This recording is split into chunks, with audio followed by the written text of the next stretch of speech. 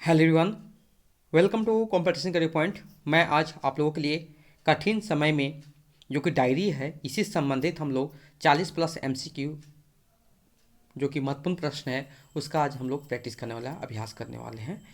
और जो लोग एमपी टेट वर्ग 2 की तैयारी कर रहे हैं, किसी प्रकार कंटेंट या पीडीएफ चाहिए जो मैंने अभी तक यूट्यूब में उपलब्ध करा चुका हूँ, वो सारे व्हाट्सएप में पीडीएफ मिलेंगे जो कि पेड पीडीएफ होंगे। और 51 रचनाएं में से 45 रचनाएं कंप्लीट हो गई है। 51 रचनाएं में से 45 रचनाएं कंप्लीट हो चुकी है। जो भी इंटरेस्टेड हैं पीडीएफ के लिए वो कांटेक्ट कर सकते हैं। व्हाट्सएप नंबर 7004501486 है यह व्हाट्सएप नंबर। इस पर आप कांटेक्ट कीजिए, आपको इन्फॉर्मेशन दिया जाएगा कितना चार्ज है, क्या है। मिनिमम से मिनिमम चार्ज रहेगा। आप इसे परचेस करके पढ़ सकते हैं, टाइम बचा सकते हैं अपने आप को, और ज़्यादा स्टडी कीजिए। और एक बार जरूर से चैप्टर को पढ़िए, थ्योरी पढ़िए, उसके बाद एमसीक्यू लगाइए। बहुत बेहतरीन कंटेंट है। ओके, शुरुआत करते हैं हम लोग। कठिन समय में पाठ के रचनाकार कौन है? तो विकल्प बी हो जाएंगे रमेश चंद्र शाह जी हो जाएंगे।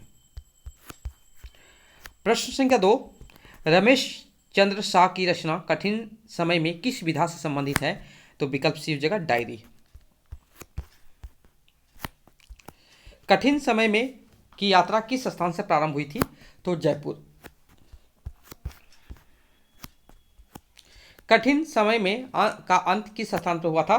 तो भोपाल के हिंदी भवन में हुआ था समाप्त। रमेश चंद्र शाह की डायरी का नवीनतम पड़ाव है कठिन समय में।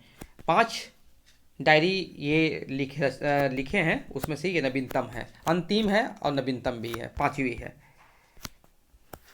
कठिन समय में डायरी की यात्रा कब प्रारंभ हुई थी? तो हो जाएगा 14 सितंबर।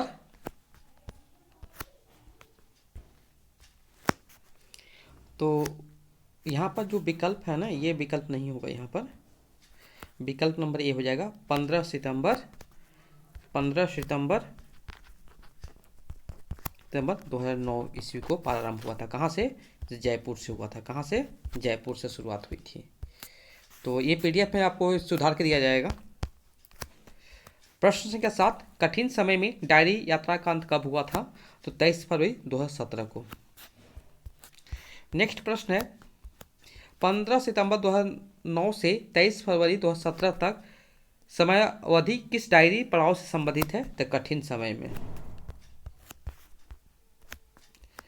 किस डायरी का पड़ाव का प्रारंभ जयपुर बाह्य यात्रा एवं अंतर यात्रा से होता है? तो कठिन समय में। नेक्स्ट है रमेश चंद्र शाह की डायरी लेखन की 5वीं या अंतिम कृति कौन सा है? तो कठिन समय में। पाठकों को कठिन समय में पढ़ने से क्या अनुभव होता है? गहराई, अतरंगता और समझ का विस्तार। रमेश चंद्र शाह की डायरी विधा को किस रूप में मानते हैं? आत्म संवाद और संवाद दोनों के माध्यम से मानते हैं। रमेश चंद्र शाह की मान्यता के अनुसार डायरी किसके लिए सही जगह है? तो विकल्प ये सही उत्तर हो जाएंगे। रमेश चंद्र शाह की डायरी कितने रूप में प्रकाशित हो चुके थे? तो 5। रमेश चंद्र शाह के साहित्य में मुख्य रूप से किसका चित्रण मिलता है? सामाजिक और सांस्कृतिक बदलाव। कठिन समय में डायरी का वर्णन विषय क्या है? तो कठिन पलों के साथ साथ सुखदायी पलों का भी शामिल किया है। नेक्स्ट है रमेश चंद्र शाह के डायरी लेखन की प्रथम कृति कौन सा है? तो अकेला मेला।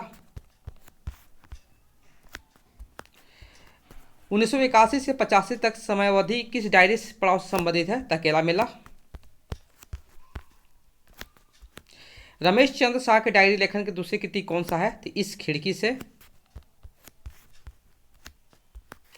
रमेश चंद्र शाह के डायरी लेखन की तीसरी कृति कौन सा है? तो आज और अभी। रमेश चंद्र शाह की डायरी लेखन की चौथी कृति कौन सा है? तो जंगल जूही।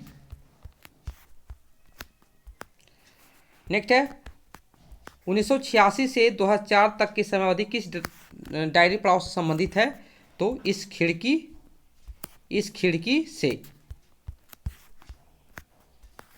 नेक्स्ट प्रश्न है 2004 से लेकर 2009 तक की समयावधि किस डायरी पड़ाव से संबंधित है? आज और अभी। रमेश चंद्र शाह का जन्म कब और कहां हुआ था? तो 1937 अल्मोड़ा में हुआ था। रमेश चंद्र शाह को किस विधा में विशेष ख्याति प्राप्त थी? तो साहित्य।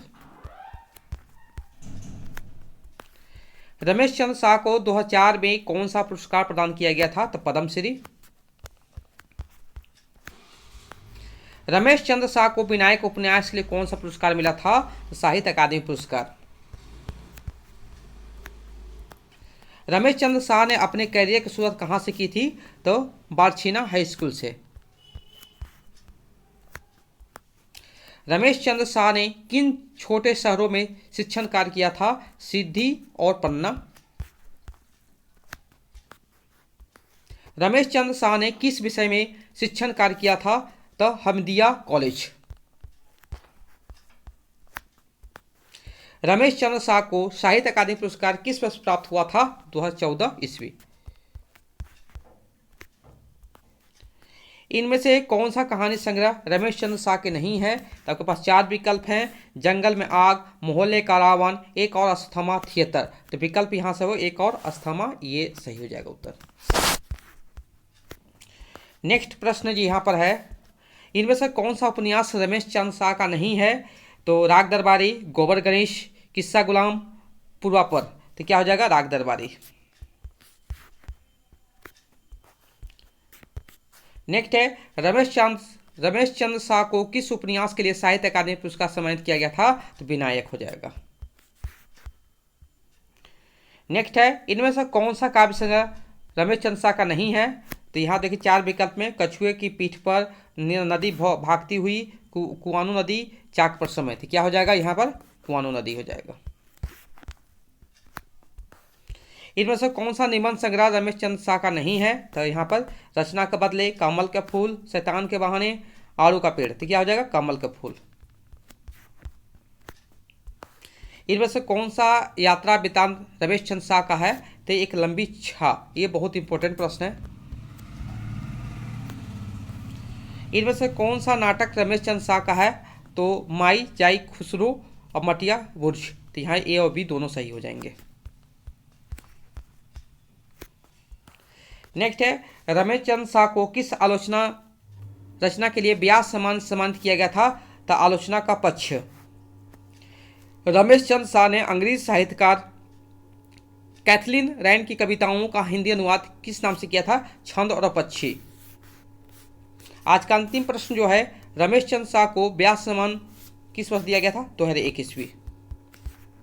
तो ये था आज का अंतिम प्रश्न था।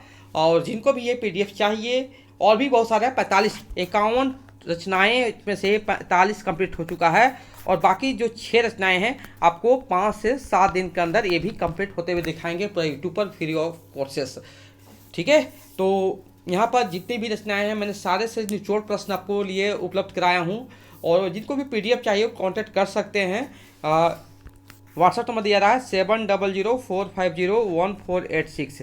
इसी व्हाट्सएप नंबर है ये। इसी व्हाट्सएप नंबर पर आप कांटेक्ट कर सकते हैं, इन्फॉर्मेशन प्राप्त करके PDF प्राप्त कर सकते हैं। या डिस्क्रिप्शन बॉक्स चेक कीजिए, वहाँ पर सारे के सारे मेंशन किए रहेंगे किस टॉपिक से कितना MCQ रहेंगे। बहुत इंपॉर्टेंट है ये सब, ले लीजिए अब पढ़िए, खूब मन लगाकर, सिलेक्शन आपके हाथ में है। Okay, thank you so much for watching my video.